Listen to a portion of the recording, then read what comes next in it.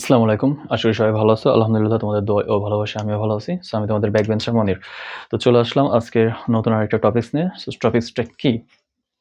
টপিকসটা হচ্ছে মূলত খাজনা। সো খাজনা কি? আমরা সাধারণ ভাষায় আগে বুঝি যে খাজনাটা কি? খাজনা হচ্ছে আমরা জমির উপরে যে ট্যাক্সটা সরকারকে দিয়ে থাকি বছরে সেটা হচ্ছে মূলত খাজনা। ঠিক আছে? তো আমাদের অর্থনীতিতে খাজনার কি কাজ? খাজনা কেন আমাকে পড়তে হবে?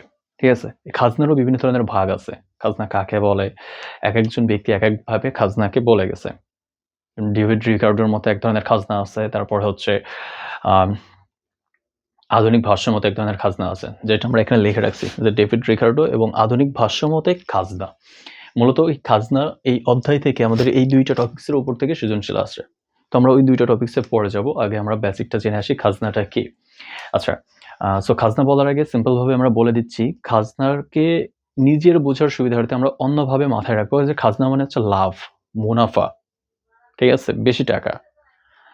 যে এখন ৳১০০ যে দ্রব্য বিক্রি করতেছি, যোগান না দেওয়ার কারণে, যোগান বৃদ্ধি করতে না পারার কারণে ওই দ্রব্যটা আমরা ৳২০০ বিক্রি করতেছি বা ৳৩০০ বিক্রি করতেছি। এই যে আমার ৳১০০ জিনিস যে ৳৩০০ বিক্রি করতেছি, যে ৳২০০ আমার যে লাভ হচ্ছে, এইটা হচ্ছে আমার কাছে খাজনা। মানে উদ্ধৃত্ত। খাজনা মানে অপর ভাষায় বলতে আমরা উদ্ধৃত্ত। তো সিম্পল ভাবে জাস্ট মনে রাখার জন্য আমরা বলে দিতেই পারি যে খাজনা মানে হচ্ছে লাভ বা মুনাফা। ঠিক আছে? জাস্ট নিজের ভাষায় মনে রাখার জন্য। কেন আমি খাজনাকে মুনাফা বললাম সেটা আমরা ব্যাখ্যাতে বোঝাই দিচ্ছি। ঠিক আছে? ব্যাখ্যাতে আমরা যাব। তো আমরা খাজনা কোথা থেকে আসে একটু জেনে আসি। ঠিক আছে? সো আমরা এখানে লিখছি দেখো যে উৎপাদনের উপকরণ ৪ টি। ভূমি, শ্রম, মূলধন, সংগঠন। এই ৪ টা বিষয় ছাড়া বলো আমরা কোনো কিছু উৎপাদন করতে পারব না। ঠিক আছে? তাহলে এই ৪ টা বিষয়ের জন্য আমরা কি, কি কাজ করে থাকি? যেমন ভূমির জন্য আমরা দিয়ে থাকি খাজনা। শ্রমকে দিয়ে থাকি মজুরি, মূলধনকে দিয়ে থাকি মানে অর্থ। মূলধন মানে আমার কাছে তো টাকা থাকা লাগবে, না হলে আমি উৎপাদন করব কিভাবে? মানে অর্থ থাকা লাগবে। সো অর্থ মানে হচ্ছে মূলধন। এবার হচ্ছে সংগঠন। এই সংগঠনকে বলি আমরা সমন্বয়কারী, যে এই সকল কাজগুলো করে। তাহলে যে করবে সে কি নিবে? মুনাফাটা নিবে মানে লাভ নিবে। তার কি পরিমাণ লাভ হচ্ছে সে হচ্ছে এইখানে বিশ্লেষণ করবে। ঠিক আছে? তো আমাদের টপিকসটা হচ্ছে আজকে খাজনা।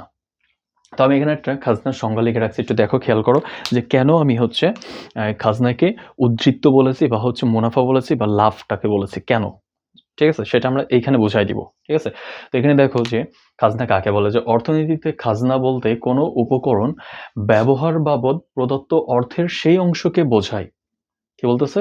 খাজনা বলতে কোনো উপকরণের ব্যবহার বাবদ, এই যে কোনো উপকরণ, আমি এই যে উপকরণ তো এইগুলা। সো এই উপকরণের ব্যবহার বাবদ প্রদত্ত অর্থের সেই অংশকে বোঝায় যা উপকরণের উপকরণের অপূর্ণ স্থিতিস্থাপক যোগানের কারণে দেওয়া হয়। মূলত আমার এই পুরো সংজ্ঞাটা ডিপেন্ড করতেছে এই লাইনটার উপরে। অপূর্ণ স্থিতিস্থাপক। অপূর্ণ স্থিতিস্থাপকটা কি? এখানে আমাদের যেটা বলছে অপূর্ণ স্থিতিস্থাপক যোগানের কারণে দেওয়া হয়। জাস্ট এই পর্যন্ত আমরা ধরলাম যে অপূর্ণ স্থিতিস্থাপক যোগান। স্থিতিস্থাপক তো বুঝি, মানে পূর্ণটা তো বুঝি যে এখানে সবকিছু স্বাভাবিকভাবে আছে, সেটা হচ্ছে পূর্ণ স্থিতিস্থাপক। তাহলে অপূর্ণ স্থিতিস্থাপক মানে হচ্ছে যেখানে আমার নিশ্চয়ই কোনো না কোনো কিছুর কমতি আছে। তাহলে যেটা কমতি আছে সেটা হচ্ছে অপূর্ণ স্থিতিস্থাপক। কিন্তু আমাদের এটা বোঝার সুবিধার্থে আরো একটা বিষয় কি, এই যে এখানে যোগান লেখা দিছে। তাহলে অপূর্ণ স্থিতিস্থাপক যোগান, এর কারণে যে উদ্ধৃত্তি টাকা আমরা দিয়ে থাকি সেটা হচ্ছে খাজনা। যেমন সিম্পল ভাবে আমরা একটা চিত্র দেখে এখানে,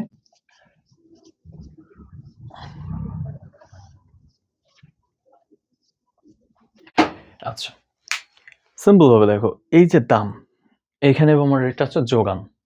ঠিক আছে? কিউ মানে হচ্ছে যোগান, এটা হচ্ছে দাম। আচ্ছা, এটা আমরা টাকার মাধ্যমে দেখাই। ঠিক আছে? টাকা এবং পরিমাণের মাধ্যমে দেখাই, তাহলে আমরা ভালো মতো বুঝতে পারবো। এবং আমি কেন বলেছিলাম যে খাজনা মানে হচ্ছে আমরা এখানে মুনাফা কেন ধরবো? ঠিক আছে? বা লাভ কেন ধরবো? মানে কেন মনে করবো যে খাজনাটা লাভ বা মুনাফা? ঠিক আছে? নিজের ভাষায় জাস্ট। তো আমরা এখানে যদি দিই ৳৫, এখানে দিলাম ১০ একক। ঠিক আছে? তাহলে কোনো একটা নির্দিষ্ট সময়ে আমাদের এখানে কি যোগানের পরিমাণ বৃদ্ধি করা কি সম্ভব? একটা নির্দিষ্ট সময়ে কখনো কি আমার জমি রয়েছে ১ বিঘা, হুট করে কি আমি ২ বিঘা করতে পারবো? ১ বিঘা জমিকে আমি কি ২ বিঘা বানাতে পারবো? কখনো তো সম্ভব না, তাই না? সো যত কোটি টাকায় তোমার মালিক হও না কেন, ১ বিঘা জমি কি কখনো ২ বিঘা করা সম্ভব না। কারণ আমার ওটা তো নির্দিষ্ট হইতে হবে। আর অর্থনীতি মানে হচ্ছে নির্দিষ্ট। এটা আমরা জানি। তাহলে আমরা যদি এখানে বললাম কি একটু মানে জাস্ট অক্ষরের মাধ্যমে একটু বুঝি যে ৳৫ দামে ১০ একক। এখন এই ৳৫ দামে ১০ একক চাহিদার মানুষের এখন বৃদ্ধি পেয়ে গেছে। সে মানুষ চাচ্ছে ওই দ্রব্যটা আরো বেশি ক্রয় করতে।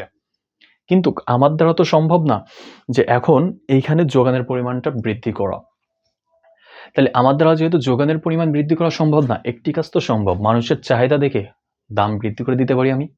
তাহলে আমি যদি দাম বৃদ্ধি করে দিই, এখানে P আগে ছিল ৳৫, এখন যদি এখানে P2 দিই বা P1 দিলাম, ধরলাম ৳10, ঠিক আছে?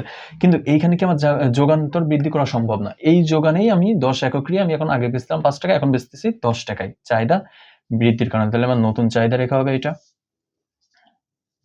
D2, D2 এটা ছিল D1, D1। তার কারণ কি? আমার কেন নতুন চাহিদা আসলো? জাস্ট একটাই কারণ যে আমার ওই নির্দিষ্ট সময় আমি যোগানটা হলো বৃদ্ধি করতে পারি নাই। যদি যোগান বৃদ্ধি করতে পারতাম তাহলে আমার এই রেখাটা হয়তো এইদিকে আসতো। তার মূল অ্যান্সারটা হচ্ছে আমার এইখানে যে খাজনা কাকে বলে? এই যে অপূর্ণ স্থিতিস্থাপক যোগান। এইখানে বলো যদি আমার এইখানে যোগান আরেকটা আমি নিতে পারতাম, এখানে যদি আমি আরেকটা যোগান নিতে পারতাম বা দিতে পারতাম তাহলে আমার এটা পূর্ণ স্থিতিস্থাপক হইতো।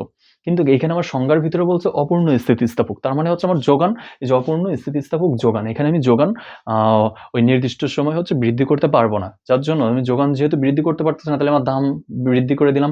তাহলে দাম বৃদ্ধি করার ফলে এই যে ৳10 থেকে ৫ যখন বিয়োগ করতেছি আমার এখানে মুনাফা হচ্ছে ৫। এইটাই হচ্ছে আমার খাজনা। এই যে ৫ একক যে আমি পালাম, এই ৫ এককই হচ্ছে আমার কাছে খাজনা। তাহলে এইখানে কি আমার বৃদ্ধি পাওয়ার ফলে এই ৫ একক তোমাকে খাজনা দিতে হবে। ঠিক আছে? মানে এই কারণে জাস্ট মনে রাখার জন্য আমি বলছি এই খাজনা মানে হচ্ছে মুনাফা বা লাভ। যদি আমরা এইভাবে মাথায় রাখি তাহলে আমরা অটোমেটিক্যালি বলতে পারবো। ঠিক আছে? কারণ আমরা বেসিক্যালি ভাবে খাজনা বলতে হচ্ছে আমরা এটাকে বুঝিয়ে থাকি যে ভূমির উপরে যে খাজনাটা দিচ্ছি সেইটা। এখন আমরা অন্যভাবে একটুখানি বিষয়টা চিন্তা করি যে তোমার একটা জমি আছে বা তুমি কোনো কারো কাছে একটা জমি কিনছো। ওই জমির মূল্য আস্তে, আস্তে বৃদ্ধি পাচ্ছে। তাহলে কি তোমার খাজনার পরিমাণটাও বৃদ্ধি পাবে। ১ম এ যেভাবে কিনছিলা ধরো ১ম এ কিনছিলা ৳১০,০০,০০০ দিয়ে, তখন তোমার খাজনার পরিমাণ ছিল হচ্ছে ৳১,০০০ বছরে। এখন ওই জমির দাম যখন বৃদ্ধি পেতে, পেতে ওটা ৳২০,০০,০০০ হইছে। তাহলে অবশ্যই তোমার খাজনাটাও বাড়বে ৳২,০০০ হবে। ঠিক আছে? জাস্ট এইটারই বিষয়। তাহলে আমরা আবার সংজ্ঞাটা একটু দেখি যে অর্থনীতিতে খাজনা বলতে কোনো উপকরণ ব্যবহার বাবদ প্রদত্ত অর্থের সেই অংশকে বোঝায়, যা উপকরণের অপূর্ণ স্থিতিস্থাপক যোগানের কারণে দেওয়া হয়। এটাই হচ্ছে সেই চিত্র, জাস্ট এটার উপরে ডিপেন্ড করে এটা আঁকা যে আমার এই যোগানটা এখানে স্থির। সো যোগান স্থির রেখে আমাকে খাজনাটা বৃদ্ধি করতে হবে। সো যোগান স্থির যখনই রয়েছে আমার চাহিদার পরিমাণ যখনই বৃদ্ধি পাইছে আমার খাজনাটাও বৃদ্ধি পেয়ে গেছে। সো আমার এখানে খাজনার পরিমাণ ৫ একক। প্রথমে ছিল ৳৫ মানে ৫ একক বা P একক, পরবর্তীতে হইছে সেটা P1 একক অথবা যদি অঙ্কের মাধ্যমে বোঝাই তাহলে হচ্ছে আমার ৳৫ বৃদ্ধি পাইছে। ঠিক আছে? এইটাই হচ্ছে মূলত খাজনা। তো এই খাজনা বিষয়ে আমরা হচ্ছে পরবর্তী ভিডিওতে সৃজনশীল কিভাবে আসবে, কিভাবে হতে পারে বা কোন ব্যক্তি কি বলে গেছে আমরা সে বিষয়ে আলোচনা করব। তার আগে আমরা এখানে লিখে রাখছি যে ডেভিড রিকার্ডোর মতে খাজনা এবং হচ্ছে আধুনিক ভাষ্য মতে খাজনা। পরবর্তী ক্লাসে এই ২ টা টপিকস দিয়ে আমরা বোঝাই দিব এবং ভালো মতো আশা করি বুঝতে পারবো এবং খাজনা সম্পর্কের বেসিকটা আশা করি আজকের ভিডিওর মাধ্যমে আমরা পেয়েছি। মানে খাজনাটা কি? যদি না বুঝে থাকি অবশ্যই কমেন্টসের মাধ্যমে জানিয়ে দিব এবং পরবর্তী ভিডিওর জন্য অপেক্ষা করব। ২ টা ক্লাসের ভিতরে আমাদের খাজনা কমপ্লিট হয়ে যাবে। ঠিক আছে? আজকের একটা এবং আগামী দিনের আরেকটা ক্লাস নিয়ে আমরা হচ্ছে খাজনা সম্পর্কে আলোচনা কমপ্লিট করে দিব। সো টপিকস ২ টা অবশ্যই ভালো মতো দেখার চেষ্টা করব। আল্লাহ হাফেজ।